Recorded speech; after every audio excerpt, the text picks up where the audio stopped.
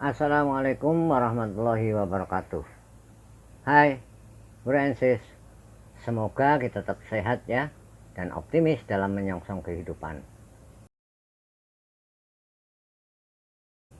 Kita disebut manusia karena mempunyai dua unsur, yakni rohani dan jasmani, jiwa dan raga, lahir dan batin.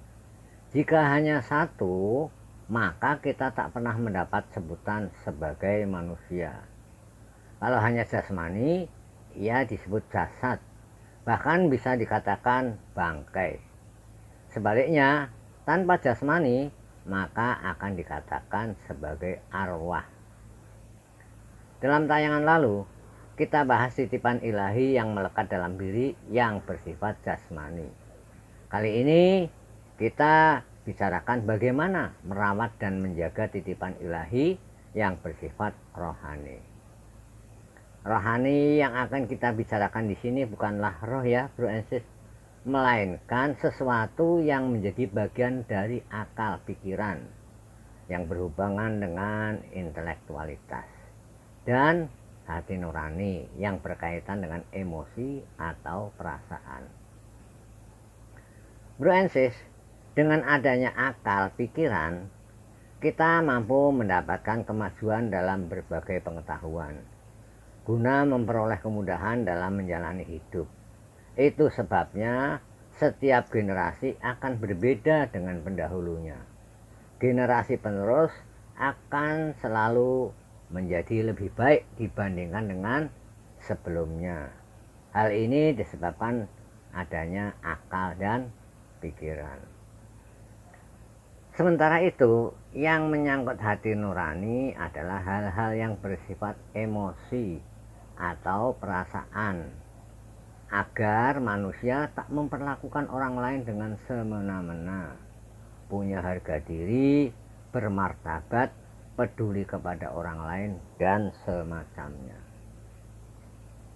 Jika yang bersifat rohani ini tidak dirawat, tentu saja akan menimbulkan penyakit.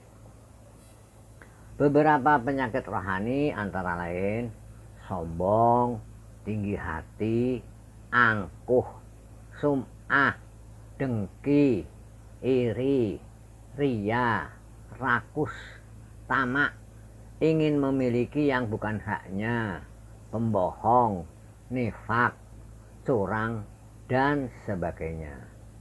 Sayangnya, yang mengidap penyakit ini sering tidak menyadarinya, sehingga tak pernah berusaha mengobatinya. Bahkan, demi mendapatkan sesuatu, penyakit ini justru dipertahankan. Sebutlah umpamanya, demi mendapatkan keuntungan yang tak wajar dalam berdagang, atau untuk meraih dan mempertahankan kekuasaan, ia akan melakukan kecurangan dan terus berbohong. Beda dengan penyakit fisik, karena sakitnya terasa, ia akan segera berobat, meski untuk itu harus mengeluarkan banyak biaya. Kenapa demikian? Mungkin karena selama ini orang sangat yakin dengan kebenaran pepatah Latin, mens sana in corpore sano, yang artinya dalam tubuh yang sehat terdapat jiwa yang kuat. Akibatnya manusia lebih mengutamakan tubuh yang sehat. Menjadi pertanyaan kita ya, Bro and Sis, betulkah di dalam tubuh yang sehat terdapat jiwa yang kuat? Ternyata realitasnya tidak demikian. Buktinya banyak pejabat yang begitu getol menjaga tubuh, ikut berbagai kegiatan kebugaran tubuh, entah itu fitness, tenis, golf, dan sebagainya. Nyatanya mereka melakukan korupsi. Apakah akal dan pikirannya tidak tahu apabila tindakan itu merugikan pihak lain? Tindakan korupsi merupakan bukti jiwanya tidak sehat. Ia mengidap penyakit rakus, penyakit ingin memiliki sesuatu yang bukan haknya. Contoh lain misalnya pemerkosaan. Pelaku bisa dipastikan tubuhnya sehat. Orang yang sakit-sakitan mana mungkin bisa melakukannya, iya kan? Namun bisa dipastikan pemerkosa adalah orang yang tidak sehat, apalagi bisa dikatakan kuat jiwanya. Jadi bukan tak sehat tubuhnya ya bro and sis. Kalau begitu rohani dan jasmani tak ada hubungannya? Tidak juga. Justru yang lebih urgen adalah sehat rohani. Jika rohani sehat, akan berdampak dengan kesehatan fisiknya. Contoh sederhana, yang paling umum, jika orang stres akan mengalami penyakit lambung. Orang bilang penyakit MAH.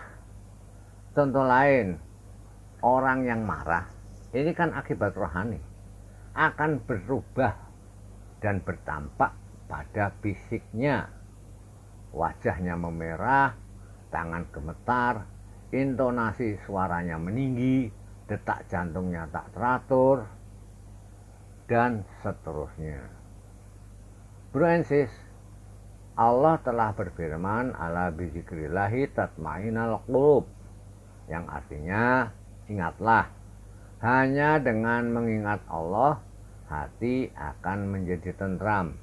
Lihat deh surat Ar-Ra'd ayat 28. Jika melihat orang lain diberi kelebihan, entah dalam bentuk material atau imaterial, karena mengingat bahwa semua itu perbuatan dalam tanda kutip ya bro and sis, Allah, maka kita tak akan merasa iri, dengki, hasad, dan sebagainya.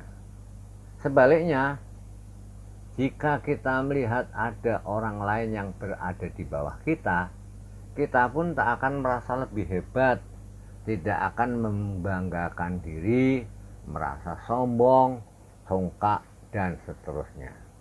Karena kelebihan yang kita miliki hakikatnya juga titipan Allah.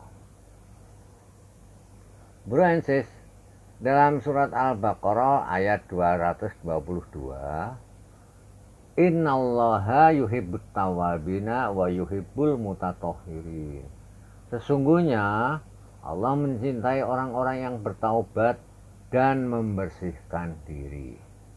Ayat ini dapat kita pahami bahwa menjaga dan merawat kebersihan atau kesucian jiwa lebih didahulukan daripada kebersihan fisik.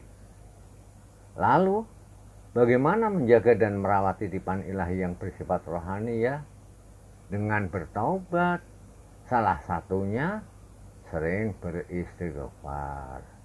Dengan banyak-banyak istighfar, insya Allah kita tak terkena penyakit jiwa atau rohani. Jangan salah tafsir ya, bahwa penyakit jiwa hanya orang yang dirawat di rumah sakit jiwa saja. Tetapi orang yang sombong, takabur, sum'ah, riak, dengki, iri, hasad, pembohong, rakus, dan seterusnya adalah termasuk penyakit jiwa. Bagaimanapun juga, diakui atau tidak, orang yang dihinggapi penyakit jiwa, hati nurani dan akalnya yang sakit, akan merugikan pada diri sendiri, juga dapat merugikan orang lain. Ini artinya kita tak merawat dan menjaga titipan ilahi dengan baik dan benar. Salah satu penyakit hati yang paling dibenci Allah adalah sombong. Bukankah karena sombong itu akhirnya iblis diusir dari surga? Semoga kita semua dijauhkan dari penyakit semacam ini ya. Terima kasih telah menonton tayangan ini. Assalamualaikum warahmatullahi wabarakatuh.